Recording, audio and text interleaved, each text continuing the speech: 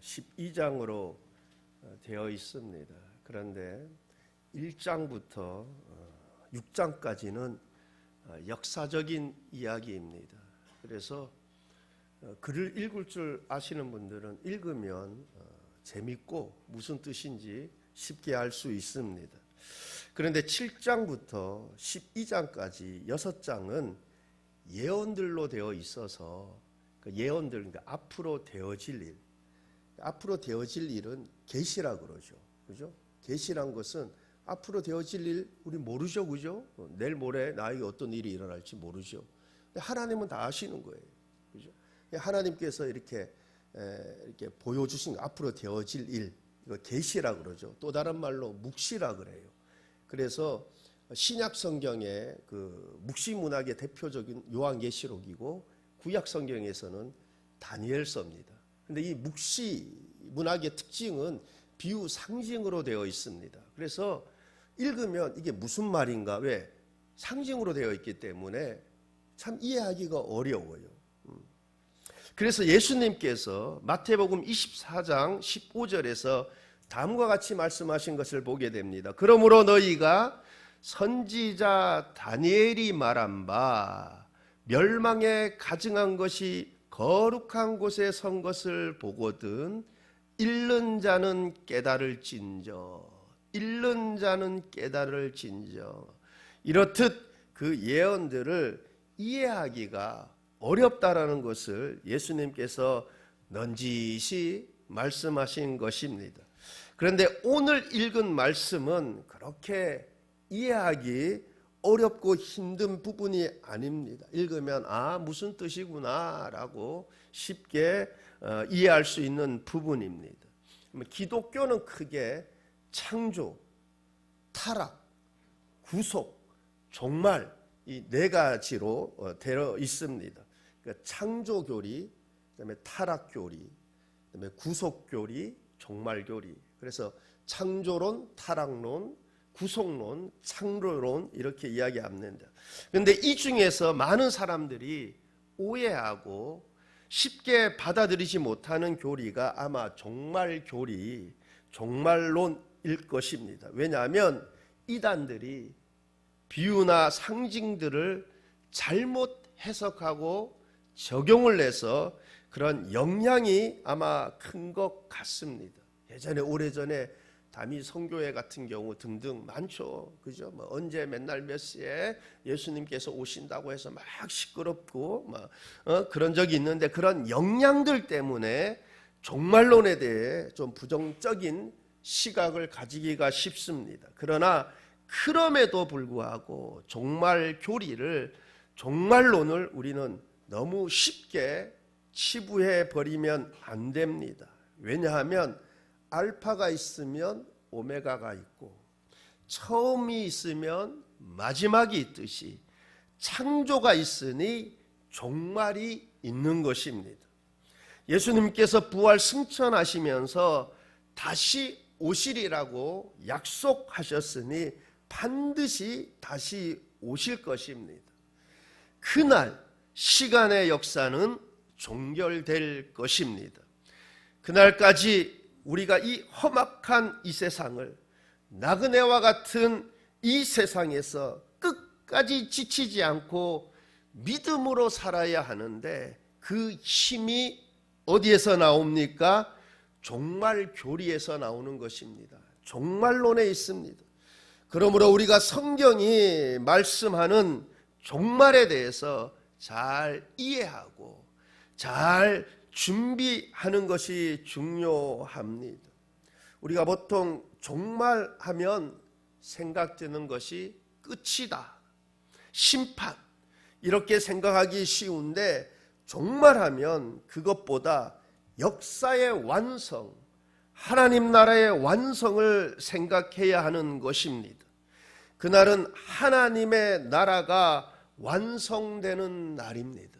하나님의 나라가 이미 임했죠. 그런데 언제 완성됩니까? 예수님이 다시 오시는 그날 하나님의 나라가 완성되는 것입니다. 종말은 시간의 역사의 종결과 함께 하나님의 나라가 완성되는 날입니다. 성경 곳곳에서 종말의 징후를 말씀합니다. 그러나 종말의 시간에 대해서는, 즉 몇 날 몇 시라는 시간에 대해서는 비밀에 감추어져 있습니다. 그것은 우리로 하여금 하루하루를 어떤 심정으로, 종말을 사는 심정으로 그렇게 준비하며 살라는 하나님의 깊은 뜻이 계신 줄 믿습니다. 여러분, 오늘날 많은 사람들이 참 말세다 말세야 라는 말을 하는 것을 많이 듣게 됩니다. 그렇게 말하는 이유 중에 하나가 디모데후서 3장을 보게 되면 말세에는 이러할 것이라고 그러죠. 즉 사람들이 자기를 사랑하며 부모를 거역하며 사나우며 자기 사랑하기를 하나님 사랑하는 것보다 더하며, 이런 현상들, 이런 징후들을 보면서 사람들은 참 말세다 말세야 그럽니다. 그리고 말세의 징후에 대해서 예수님께서 마태복음 24장 26절 27절에서 이렇게 말씀하셨습니다. 민족이 민족을, 나라가 나라를 대적하여 일어나겠고 곳곳에 기근과 지진이 있으리니 이 모든 것은 재난의 시작이니라. 민족이 민족을, 나라가 나라를 대적하여 일어나겠고, 지금 러시아와 우크라이나 한참 전쟁 중에 있죠. 그럼 어떻게 이게 마무리될런지, 어떻게 결론 날지 예상하기가 쉽지 않습니다. 그리고 자연재해, 천재지변으로 많은 사람들이 죽어가고 있습니다. 이렇게 보나 저렇게 보나 말세는 말세인가 봅니다. 그런데 사실 이것은 말세의 시작이지, 정말 성경에서 말하는, 성경에서 예언을 하고 있는 예수님이 예언하신 말씀을 비추어 볼 때는 아직 그 시점은 아닌 것 같습니다. 그러나 그렇게 멀지는 않았겠구나라는 생각이 듭니다.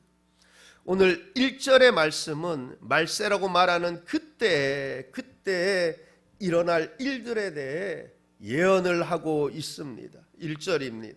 그때에 내 민족을 호위하는 큰 군주 미가엘이 일어날 것이요 또 환란이 있으리니 이는 개국 이래로 그때까지 없던 환란일 것이며 그때 내 백성 중 책에 기록된 모든 자가 구원을 받을 것이라.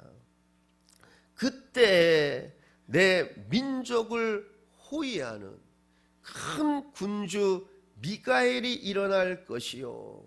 성경을 읽다 보면 가브리엘 천사가 나타나서 소식을 전하는 것만 읽게 되죠, 그죠? 가브리엘 천사가, 이 어떤 소식을 전할 때 보면 가브리엘 천사가, 그런데 반면에 미가엘 천사는 전쟁을 수행하는 천사로 등장하는 것들을 보게 됩니다. 그러므로 이때의 환란은 전쟁으로 인한 환란일 것으로 보여집니다. 1절을 좀 더 자세히 읽어보면 그때라는 단어가 3번 언급되는 것을 보게 됩니다. 그만큼 그때를 강조하고 있죠. 그때 어떤 일이 일어날 것이라고 말씀합니까? 개국 이래로 이어지는 말씀을 보게 되면 개국 이래로 그때까지 없던 환란이라고 합니다. 개국은 세상이 열린 때, 세상이 시작된 때를 말하죠. 즉 이 환란은 개국 이래 최고의 환란이라고 말씀합니다. 예수님께서도 이 환란에 대해서 마태복음 24장 21절에서 이렇게 말씀하셨습니다. 마태복음 24장 21절입니다. 이는 그때 큰 환란이 있겠음이라. 창세로부터 지금까지 이런 환란이 없었고 후에도 없으리라. 창세로부터 지금까지 이런 환란이 없었고, 그리고 요한 계시록을 보게 되면 이 환란을 7인, 7나팔, 7대접, 그리고 아마겟돈 전쟁으로 이어지는 큰 환란이라고 말씀하고 있습니다. 스가랴 선지자는 스가랴서 13장 8절 9절에서 이 환란의 때에 인류 중에 3분의 2가 멸망하고 3분의 1만 살아남을 것이라고 예언을 하고 있습니다. 스가랴서 13장 8절 9절입니다. 여호와가 말하노라, 이 온 땅에서 3분의 2는 멸망하고 3분의 1은 거기 남으리니 내가 3분의 1을 불 가운데 던져 은같이 연단하며 금같이 시험할 것이라. 그들이 내 이름을 부르리니 내가 들을 것이며 나는 말하기를 이는 내 백성이라 말할 것이요 그들은 말하기를 여호와는 내 하나님이시라 하리라. 여러분, 지구의 3분의 2가 멸망한다. 쉽게 납득이 잘 안 되죠. 지금까지 이 세상에는 전쟁이 참 많았습니다. 이스라엘 역사를 읽어보면 온통 전쟁 이야기입니다. 전쟁으로 많은 사람들이 죽었습니다. 대한민국 이 한반도도 참 전쟁이 많았던 나라입니다. 그런데 역사상 가장 크고 비참한 전쟁은 세계 2차 전쟁이었을 것입니다. 사망자 수는 제가 네이버에게 물어봤어요. 참 좋은 세상이에요. 사망자 수는 공식 집계로 5,646만 명, 아마 이보다 더 많았을 것이라 추정이 돼요. 공식 집계로는 5,646만 명. 여기에 부상자까지 더한다면 난민들의 수도 수천만 명에 달합니다. 그러나 성경이 말씀하고 있는 그때는 이때와는 비교가 되지 않을 것입니다. 지금까지 성경의 모든 예언들이 이루어졌습니다. 그러므로 이 대환란의 예언 역시 이루어질 것입니다. 그러나 우리 그리스도인들은 두려워할 필요가 없습니다. 왜냐? 그때에 큰 군주 미가엘이 일어날 것입니다. 그때 생명책에 기록된 모든 자가 구원을 받을 것입니다. 1절 하반절입니다. 그때 내 백성 중 책에 기록된 모든 자가 구원을 받을 것이라. 내 백성 중, 오늘날 영적 이스라엘을 말하는 거죠. 예수 믿는 사람들을 말씀합니다. 책에 기록된 생명책을 말하죠. 즉 온 인류가 멸망하는 그때에 하나님의 생명책에 그 이름이 기록된 성도는 모두가 다 구원을 받으리라 합니다. 그러므로 이 약속의 말씀이 오늘도 내일도 끝까지 내가 믿음으로 살게 하는 힘이 되는 말씀인 줄 믿습니다. 누가복음 10장에 보면 보냄을 받았던 70인들이 돌아와서 예수님에게 흥분을 하며 보고를 합니다. 주여, 주의 이름이면 귀신들도 우리에게 항복하더이다.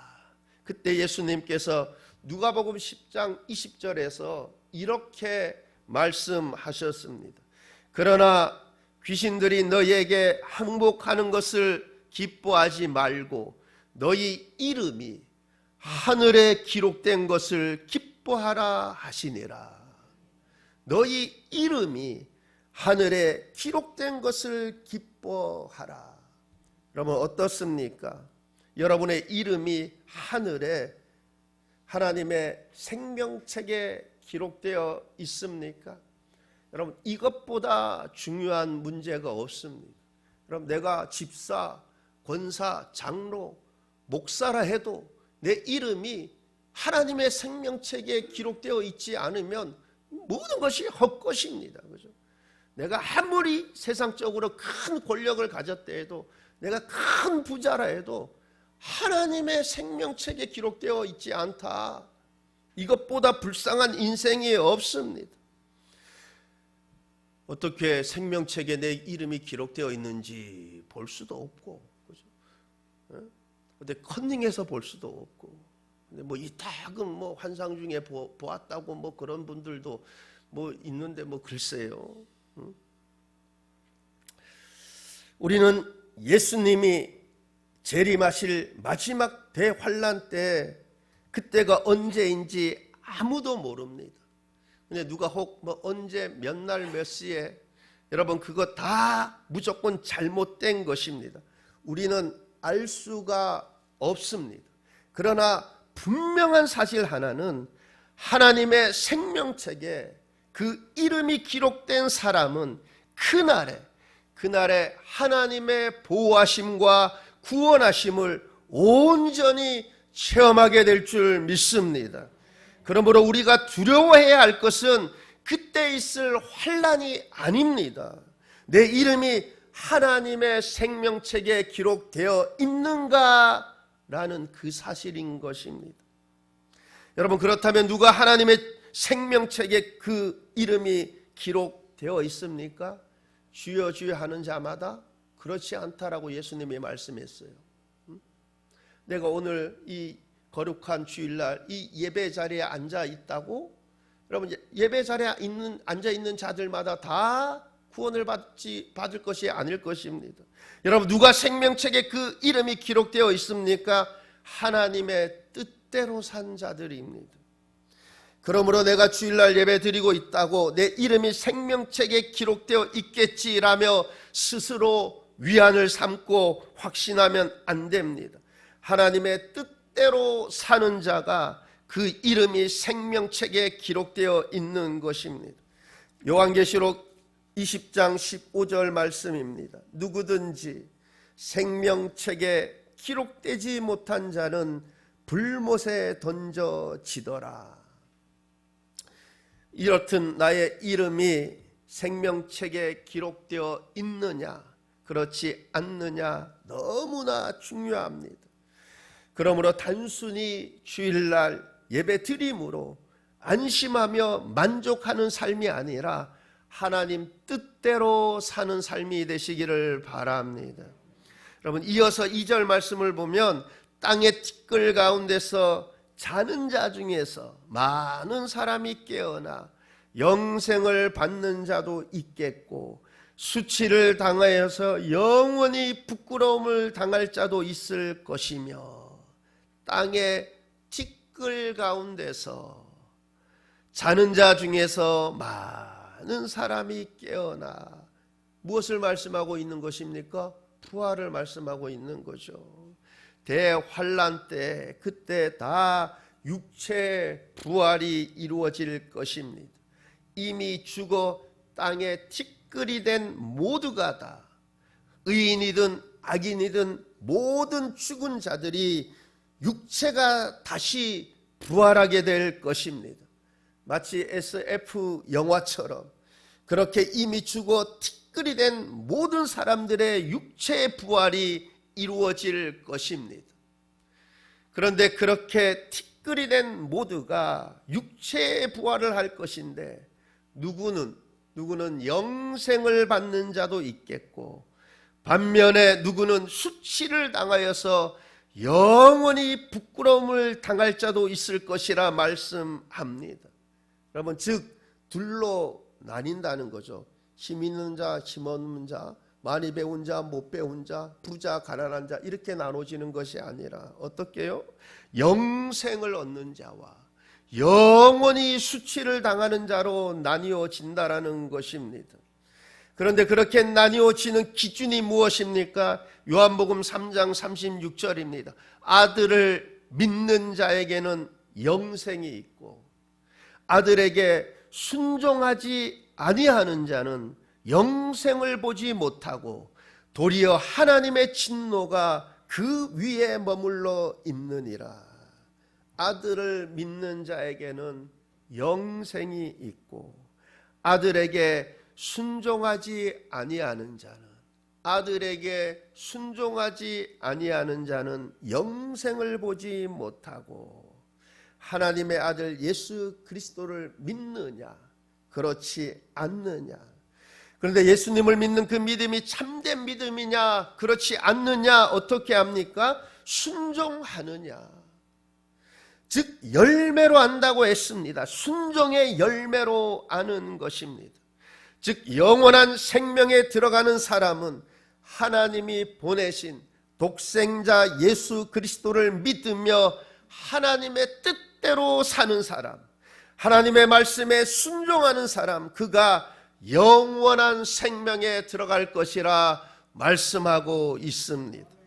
요한복음 5장 29절입니다. 선한 일을 행한 자는 생명의 부활로, 선한 일을 행한 자는 생명의 부활로, 악한 일을 행한 자는 심판의 부활로 나오리라.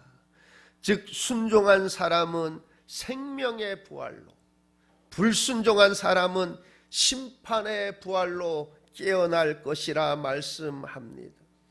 예수님께서 비유로 말씀하신 말씀 중에서 알곡과 가라지, 양과 염소, 그물 비유 다 아시죠? 이처럼 교회 안에는 알곡과 가라지, 양과 염소, 좋은 물고기, 나쁜 물고기 서로 섞여 있습니다. 수문교에 출석하는 모든 성도님들은 마지막 때 가라지, 염소, 나쁜 물고기로 드러나서 심판의 부활로 깨어나는 자가 아니라 모두가 다 알곡, 양, 좋은 물고기로 드러나서 생명의 부활로 깨어나는 은혜가 있기를 바랍니다. 여러분, 이어서 3절 말씀을 보면 지혜 있는 자는 궁창의 빛과 같이 빛날 것이요 많은 사람을 옳은 대로 돌아오게 한 자는 별과 같이 영원토록 빛나리라. 그런데 앞에 11장 33절의 말씀을 보게 되면 백성 중에 지혜로운 자들이 많은 사람을 가르칠 것이나 그들이 칼날과 불꽃과 사로잡힘과 약탈을 당하여 여러 날 동안 몰락하리라.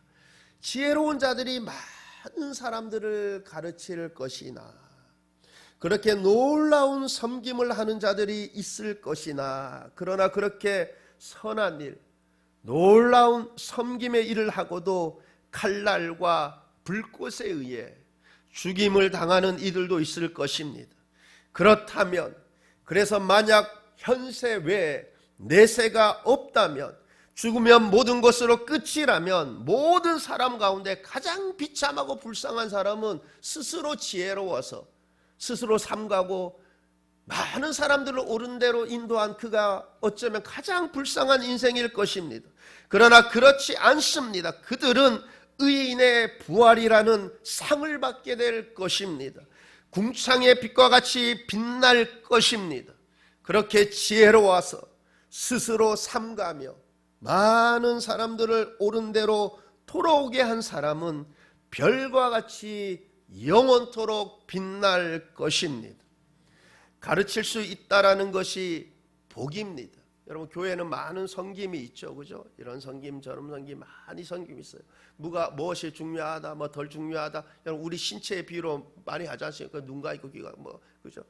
뭐가 중요하다 이걸 떠나서 내가 얼마나 주님을 사랑하는 그 마음으로 나에게 주어진 내가 일들을 참 감사함으로 잘 감당하느냐가 중요하죠. 그런데 사실 뭐냐면 이 가르치는 일이 참 중요합니다. 왜냐하면 진리를 가르치는 거 아니에요.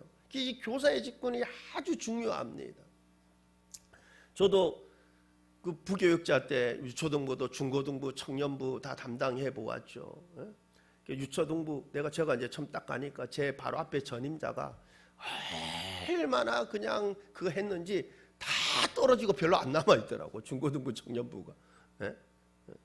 그래서 제가 중고등부 근데 어떻게 해요? 아이들 어떻게든 교회 나와서 뭐 말씀을 들어야지 뭐 그죠? 진리를 들어야지 뭐 깨닫든가 할 거 아니에요. 그러니까 막 사례비 받는 날에 야 삼겹살 먹으러 가자 막. 근데 제가 보니까 교사분들도 별로 없어. 다 막 그만두고. 그래서 제가 보니까 한 30 후반 정도 되는 그 분하고 그 두 부부하고 또 한 집사님이 계시는데 잘 하시겠더라고요. 하면은 교사를. 그래서 제가 이제 하니까 안 한대요. 계속 꼬셨죠. 주일마다. 나중에 한다고. 역시 한다고 하니까 역시 맞아요. 시작하니까 참 열심히 잘하더라고요. 그래서 중고등부가 잘 돼줬어요. 이게 뭐냐면 이 교사의 힘입니다. 교사의 힘. 그분들이 다 하니까 잘 되더라고요. 사실 청년부는 참 좀 쉬웠어. 처음부터. 나중에 보니까 그 청년부 자매 중에 하나가 이게 총무였는데 제가 나중에 알게 된 거죠. 보니까 토요일마다 예전에 교회 나왔던 애들이 지금 안 나온 애들한테 전화하더라고. 야, 전도사님 새로 왔는데 교회 나오라고 막. 그러니까 이제 새로 나오던 거예요. 그리고 이제 2박 3일 이제 수련회 가는데 저 서해안으로 장로님한테 이제 내는 거죠. 우리 수련회 몇 명 갔는데 그 장로님, 교회 청년들이 왜 이래 만나고 이렇지 않은데 이제 그러는 거예요.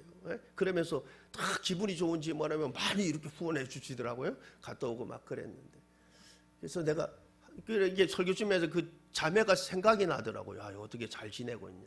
근데 저는 이제 사역지 딱 옮기면서는 제가 연락을 안 해요. 왜냐하면 그 후임자를 위해서. 그 후임자한테 집중이 돼야지, 그죠? 그래서 저는 사역지 딱 그만두면 연락이 오면 안 받을 수는 없는 거죠, 그죠? 연락이 오면 안 받을 수 없는데 제가 이렇게 떠나면 그 다음 후임자를 위해서 제가 사실 연락을 안 합니다. 그래서 어떻게 지내나 좀 궁금하기도 해요. 여러분, 교회 학교 교사 참 힘듭니다. 시간도 내야 하고 시간도 많이 내야 하고 아이들도 관리도 해야 돼요. 여러분, 기도할 때마다 교회 학교 교사분들을 위해서 많이 기도해 주시기를 바랍니다. 여러분, 가르치는 일 참 중요하고 귀하거든요. 어떤 일보다. 근데 이제 갈수록 점점 더 힘들어지는 거예요. 저희들 때는 뭐 학원도 없어서 학원, 그죠? 근데 지금은 이제 벌써 중학교, 고등학교 가면 이제 학원 가야 된다 그러니까 이게 보통 이게 힘든 일이 아닙니다. 여러분, 그래서 기도가 많이 필요합니다.